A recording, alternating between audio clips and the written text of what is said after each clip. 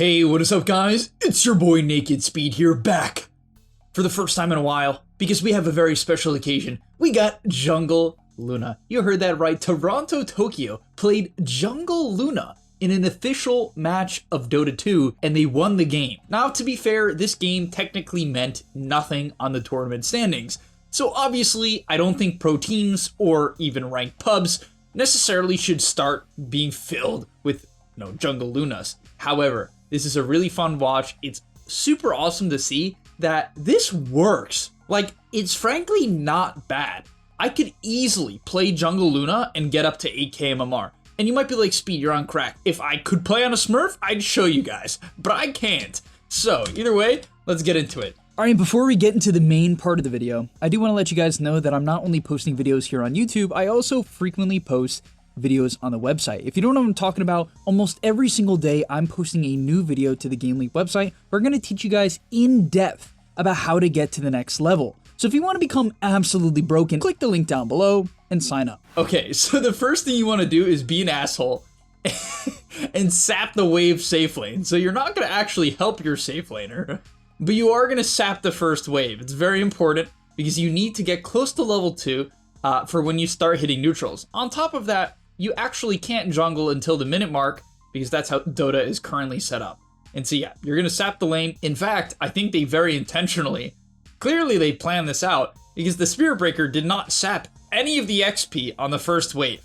So he completely cucks himself. Now, if you're going to try this in unranked, yeah, it's nice to do that as well, but you don't have to. You can still jungle without it. Okay, from there, you're going to head over to the Mighty Mines. So why is this so OP and why does it particularly work on Dire? It works on Dire because you have all of this open space next to the tier 2 still in the Mighty Mines. If you don't know what Mighty Mines is, when you walk into this general area on either side of the map, you get 7 HP regen. 7! You guys know what Ring of Health is? 4.5. You get 7 HP regen for being in here. So on Dire, you're going to drag this up the hill. If you want to do this on the other side, you can, but it's a little clunky. You might have to replace one of these slippers with a quelling blade so that you can kind of like chop out some of these trees and really like kite back. Otherwise, it can get a little bit messy. You can go to here. I've seen people go to here. Like I've seen a jungle Veno jungle this as well. So you can do it, but this is definitely best on Dire. It's the least clunky on Dire. So yeah, if you can choose a side or you can wait to do it on a certain side, definitely do it on Dire. Okay, so after kiting this camp up the hill over and over again, the main thing you want to do is make sure that you stack the camp on the left at 55. This applies to both sides of the map, and it's very, very easy to do. So you're going to kill off this camp once, stack the left side camp, and then basically do it over and over again. Obviously, as you get levels, you're going to be able to do it much, much quicker. So yeah, it's going to kill off this camp, then he's going to start to work on this camp. I like how he immediately ships out Gloves of Haste and a ward. Warding this hill makes sure that the enemy can't gank you nearly as easily. It's super nice to have. So yeah, kite the camp out all the way and just continue to let the glaive stack. Don't worry about hitting the smallest creep because how glaives work is they do damage. Like as long as you have 2 creeps, it's going to do like max damage, right? So don't worry about like, oh, hitting the big creep, even though you want to make sure you have at least 2 creeps at all times to maximize glaive efficiency. So don't like run through one of the large creeps really, really quickly and leave the other one. That is the worst case scenario for efficiency. Really try to drag it out where you have like this creep and medium HP. It will naturally happen as long as you drag the camp out, so you don't have to worry too much. So eventually he's going to get this camp pretty low, but realizes he needs to return to the Mighty Mines plus tier 2 combo because you're in range of the tier 2 here, so you get 3 HP regen and 5 armor from standing on this hill. Like, it's so stupid. You just have 12 HP regen, right? You'd be like, how in the world could you pull this off without any tangos or any salves? It's because this area gives you 12 regen. Sometimes 7, but 12. And so yeah, of course, he's going to farm up this camp. He's able to clear it off before the stack timer or the spawn timer. And then rinse repeat. It's really, really, really, really easy, guys. All you got to do is attack move backwards when farming the camps. Get good at that. And then once you have Gloves of Haste plus Band of Elven Skin and level 4, you might not be level 4 at all games here because you sapped solo XP in the safe lane, but even if you're level 3, you can start to take this camp when you have Gloves of Haste, Band of Elven Skin. And now you can farm 3 camps every single minute, which is pretty crazy, right? 3 camps every single minute. And soon after, you're going to be able to farm 5. right? You're going to be able to farm the camps to the left as well. Now, something that's cool about Jungle Luna is that you can actually help your team. By existing, you give your team 9 global damage during the nighttime. Okay, during the nighttime, you give 9 damage. So, you know, the Dark Seer, 9 damage. The Bounty Hunter, 9 damage. I mean, it doesn't get better than that. This is incredible game contribution.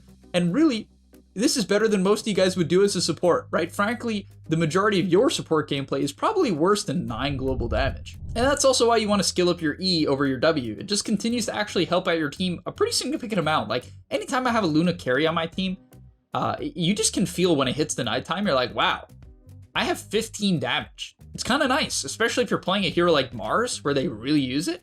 It's super noticeable. So from there, you want to start to farm the rightmost camp first, and then just head to the left, right? You want to farm right to left or left to right. And you notice he's actually going to be able to do the full rotation here, which is insane, right? He does continue to kite to the Mighty Mine. So like when farming this camp, you might think, oh, I should farm it to the left. You actually need to farm it to the right before you have Morbid Mask, so you can keep getting Mighty Mine's regen. But yeah, an entire jungle rotation.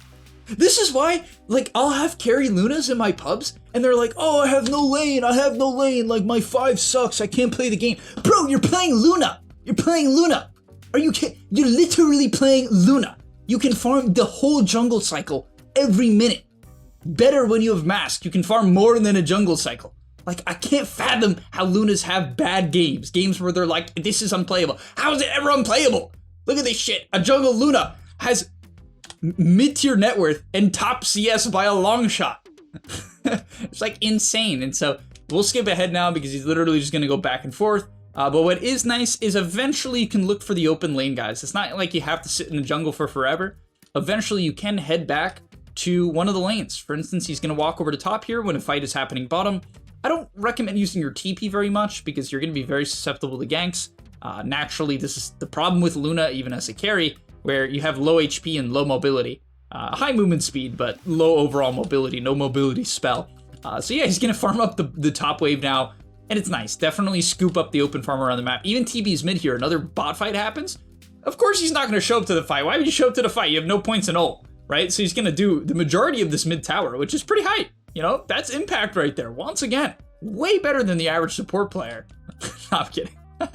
But pretty good. And of course, eventually, once the game progresses and you have Mask of Madness, you can start to kill the Ancient Camp. You're going to take your Glaives talent at level 10 to increase your farming speed. At level 15, you're going to take a Lucent Beam cooldown. At 20, Moonglaives fired on Lucent Beam. And at 25, I personally think Eclipse Lucent Beam mini stun is way better. It can nearly chain lock people, especially if you eventually get Ag's Blessing, which often Luna will, from Roche or just from farming too many creeps. It can feel really good. Now, in terms of showing up to fights, there's a main timing you want to hit. And it's not an item timing, because Manta, it's not really Luna's fighting item timing. It actually doesn't allow her to fight a lot of the time, especially in heavy magic damage. But the main timing is level 13, because you get 2 points in Eclipse, so you get 9 total beams, plus you have the talent, but you also have 2 points Lucent Beam, which brings it up from 80 damage to 160. It's a doubling in the damage, right? So you can actually do damage with your ult. Probably pops ult a little early here. Toronto Tokyo's Luna gameplay is a little sus, I'm not gonna lie. He had a few decisions, plays that were not great, but his farming was absolutely fantastic. And so yeah, takes this team fight here, they miss the toss back, and yeah, you actually do quite a bit of damage. Also, by showing up to these team fights, you naturally provide your E, and so that is great as well. Okay, so the only main issue I really have with Toronto Tokyo's gameplay is his prioritization of Luna Shard. I don't know if it's because he's a support and so he just forgot how good this shard is, but Luna Shard is revolutionary for the hero, right? It changes how the hero can play. It goes from a hero that kind of has to poke the outside of the fight to a hero that can just man up to Marcy, right? Most range carries cannot man up to Marcy, right? Most melee carries cannot, but Luna actually kind of can with the shard because it shoots out essentially 4 constant auto attacks that are just going around you and reduces damage that you're taking by 25%. So you have these massive auto attacks flying around you, hitting every melee hero. And then you also have just flat 25% damage reduction for 7 seconds. This shard is broken. So not buying shard after BKB when you don't have open slots is insane, right? This rate ban is I mean, if it was minute 25, it'd be particularly useful. It's not really that useful right now. Like, not buying Shard here, especially when you're full with slots, is just insane. And you definitely should buy it, guys, especially if you're against melee carries. I think there is an argument if you're against a bunch of range heroes, maybe not buy it, but it still just gives 25% damage reduction if Drow is shooting you, right? So, like, I'm pretty sure you just always buy it. All right, then we got the teamfight execution. Unfortunately, maybe Toronto Tokyo, a little bit washed as a core player. The execution here, it was a tad sus. Clicking Eclipse before Lucent Beam when you're not in range of the person, I mean, I guess you could do it in either order, that's fine, but you definitely need to be in range. I don't know what he was seeing here, but Eclipse is the main way you kill people with Luna, until you hit level 20, essentially. This is the main way you kill people. You can't waste it. So no Shard and a bad ult. This is my criticism for the video. Definitely something to fix. Just play around stuns, essentially, guys. It's very important to watch your stuns with Luna and burst people off the stun. All right, and finally, we're going to see a real fight from the Luna here. It actually does play out in the way you'd want. His Shard, it would have made a big difference here. I mean, let's be real. He queues it up now. He's got the Conda level 20, so he does end up hitting this major timing. But no Shard against Marcy. I mean, it could get you killed here. Fortunately, they hit, like, the absolute wombo combo in the backline, right? The Zeus is getting disrupted. 3-man Vac Wall. And he is obviously powerful. Level 20 Luna to the 16 of Marcy. Just kind of lifesteals up. Keeps hitting. He's got a pipe and a Greaseaura from the Darkseer as well. A little bit of help there. Bashes from the Spirit Breaker. So, yeah, wins the fight. And when you hit level 20 with Luna, the hero just becomes a nightmare to play against. 1 Q can do half the health of supports. I mean, it's really brutal. And that's on a 4-second cooldown. To be fair, the Conda is on a 6-second cooldown. So you often do want to line it up, right? But you don't have to. Just shooting 2 auto attacks every time on a 4-second cooldown at massive range is just insane. All right, to finish up the video, we got one more team fight here coming out from Toronto Tokyo, hitting some of his main timings. The Butterfly, level 20. He's got a Shard now. So everything's ready to go. Gets avalanched by the Tiny here. Look at that Q. Look at that Conda. Almost a third of Tiny's health. I mean, that's just insane. This is a Tiny we're talking about. It's a core Tiny too. It's not even support. Right? Drops the Eclipse. This one, much better. Teamfight has broken out. Does a lot of damage. I mean, this Eclipse annihilates, and I mean annihilates the IO. Drops the Shard here, which personally I think sometimes the Shard does so much damage, so you can use it offensively, but often I think it's best used as like a mix, right? Where you don't just pop it strictly offensively. I see a lot of core Lunas do that, and I think situationally, if you're trying to burst the hero, especially through BKB, because it works through BKB, it is a good idea to use the Shard. And just get these glaives going that just do a stupid amount of damage. Like, it's stupid amount of damage. Like, this Shard is broken. Then it is worth. But yeah, another Q onto the Zeus, another third of his health, half of supports, a third of cores. And yeah, I mean, they end up winning the game. So one thing I'd like to say is I think the Bet Boom draft enables Luna incredibly well, because they have some of the strongest early game heroes in all of Dota. They have Caudle, which is, I would say, the strongest early game mid in all of Dota. They have Darkseer, who they obviously drafted around. You have Caudle, Spirit Breaker, and Bounty. Caudle amp the magic damage with the Solar Bind on shells. And then you have 2 shell users, right? And then they have Track, right? So they literally, these 4-on-4 fights, even if they trade 2 for 3, right? They trade unfavorably, it's fine, because your Luna's free farming and you're getting track kills. So it's not the end of the world. You don't want that, but it's not the end of the world. You can go even in an unfavorable trade due to the setup of your draft. So really cool stuff from Bet Boom. They clearly were trying, right? Like, as memey as this game was, I think both teams legitimately were trying to win the game. And Bet Boom came out on top. A lot of people will say no speed, or they're not fully locked in, and there's no way for me to know that. I don't know for sure. But I think there's a really good chance Bet Boom was trying just with weird heroes in a weird draft, and Boom is trying with a completely legit draft. This is an IO Marcy with a top tier mid, and then like a stunning offlaner. You know, that's standard Dota. And so yeah, thank you guys so much for watching. I was excited to make this video because I love jungling. I just love, it's not that I even specifically love jungling. I just love seeing Dota played in ways that aren't the standard.